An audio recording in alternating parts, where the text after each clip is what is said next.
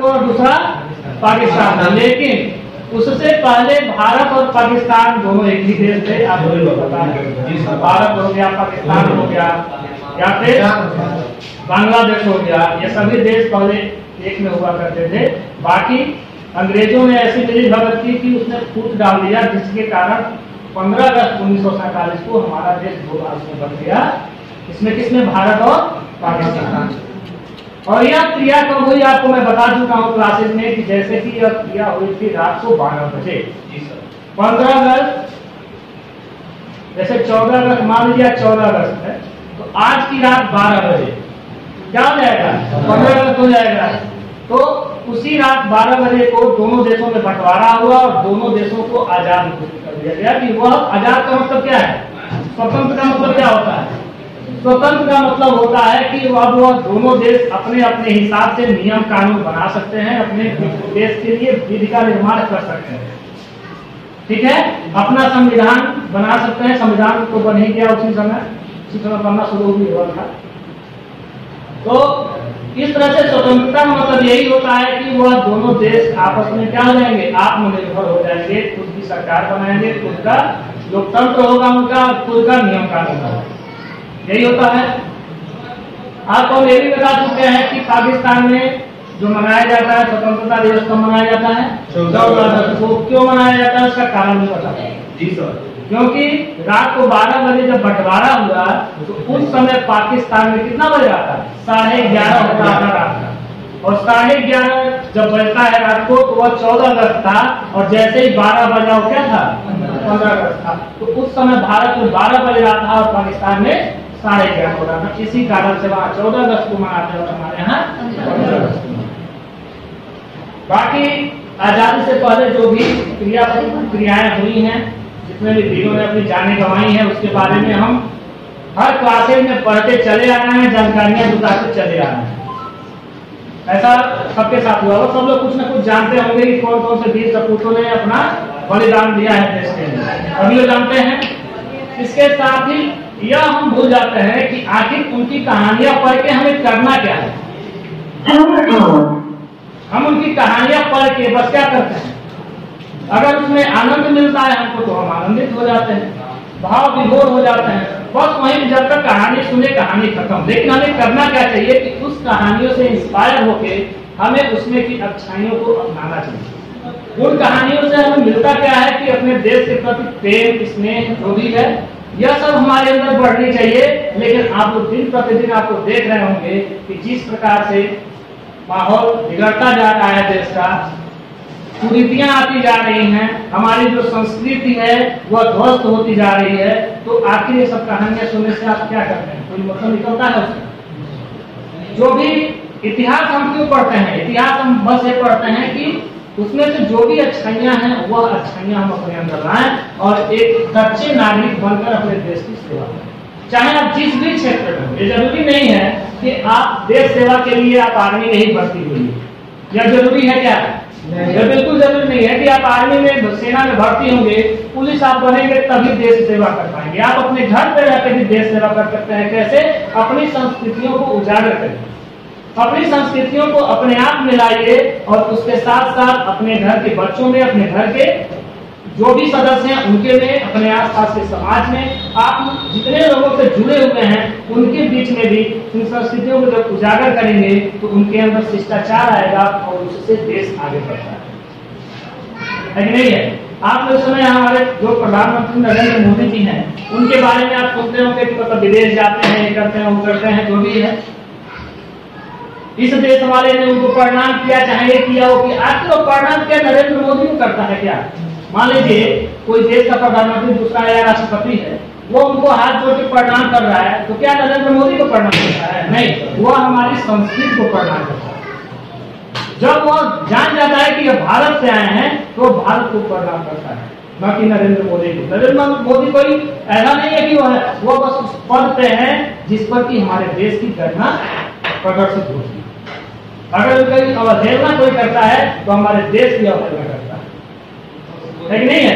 तो आप खुद में ऐसा परिवर्तन लाइए कि अगर 4 लोग आपको देख रहे हैं, आपको एक शिष्टाचारी के रूप में देखें, बाकी आप लोग तो जानते हैं कि कैसे बोलते। दूसरी चीज यह है कि आजकल के समय में लोग किसी की अच्छाई से पहले उसकी बुराई ढूंढते हैं।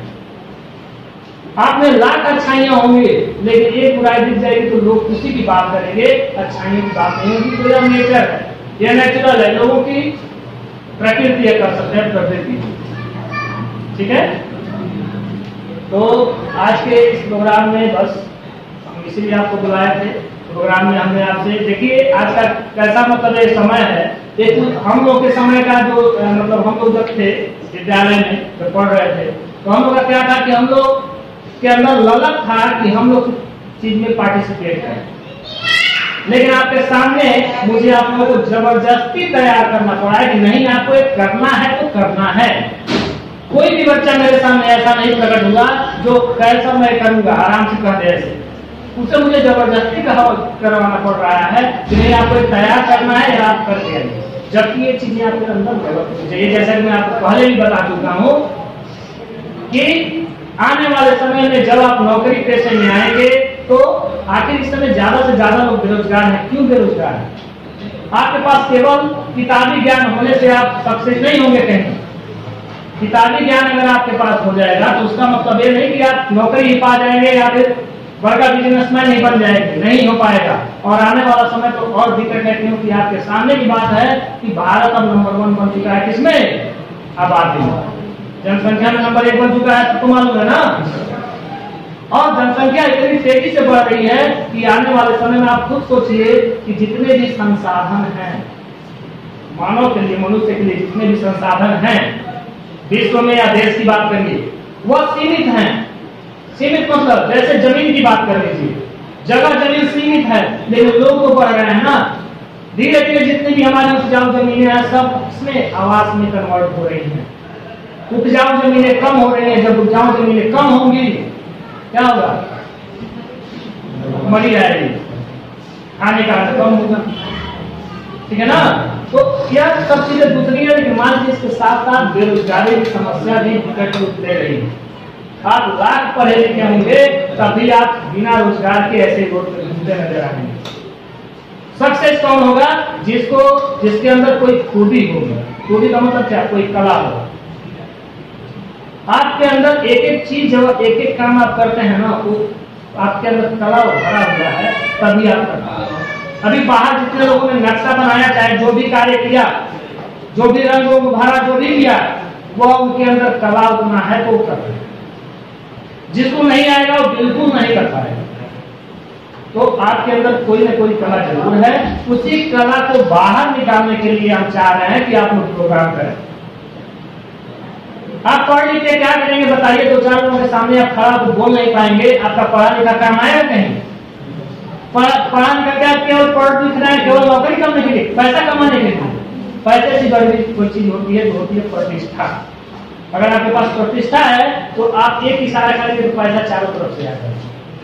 और आप केवल एक नौकरी करते हैं, उसके अलावा कुछ नहीं आता है, किसी से संबंध रखना नहीं आता है ना, तो आप कुछ नहीं कर पाएंगे। कोई किसी आफत में पड़ेंगे तो कोई आपकी मदद नहीं करेगा, गारंटी। तो अपने आप को ऐसा प्रतिष्ठित बनाने की कोशिश करिए कि 10 लोग आपको जाने। जब 10 लोग आपको जानेंगे, आपके साथ दिक्कत होगा तो आपकी मदद बिना कहे मदद करेंगे। आपके सामने की बात है, यहाँ मेहंदीगंज में एक एक्सीडेंट हुआ था किसी लड़के का, किसी मोबाइल वाले दुकान का था। बहुत ही बुरी तरह से उसका एक्सीडेंट हुआ था। अभी पता नहीं बचा हुआ ऐसा है। वो देखिए कैसा संबंध उसका था कि लोग उसको घूम घूम के चंदा मांग के उसको पैसा भिजवाए उसके इलाज के। पूरा मेहंदीगंज में एक एक दुकान से चंदा मांग के पैसा किया उसके। ठीक है ना। तो उस तरह से अपनी प्रतिष्ठा बनाइए कि 10 आदमी आपसे पूछे आप पैसा कमाते क्या है कि नहीं है। और जब आप प्रतिष्ठित बनेंगे तो पैसा आने तो आना नहीं।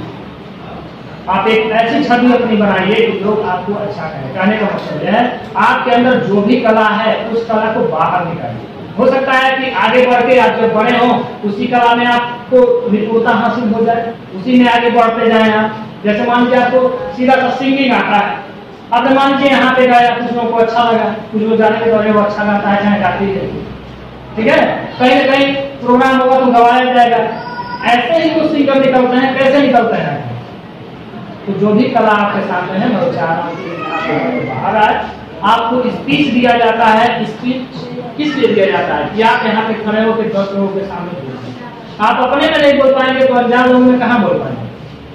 आपको मैं अपनी कहानी बता ही चुका हूँ कि मैं कैसा था जब पढ़ता था। तो अभी तो आप टीचर से मुझसे आंख से आंख मिला के बात कर लेते हैं।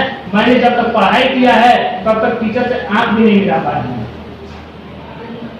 इतना मुझे डर लगता था कि बेइज्जती हो जाएगी, बेइज्जती का डर कि कुछ गलत पूछ दूंगा, चाहे कुछ गलत मुंह से निकल जाएगा, है कि नहीं है?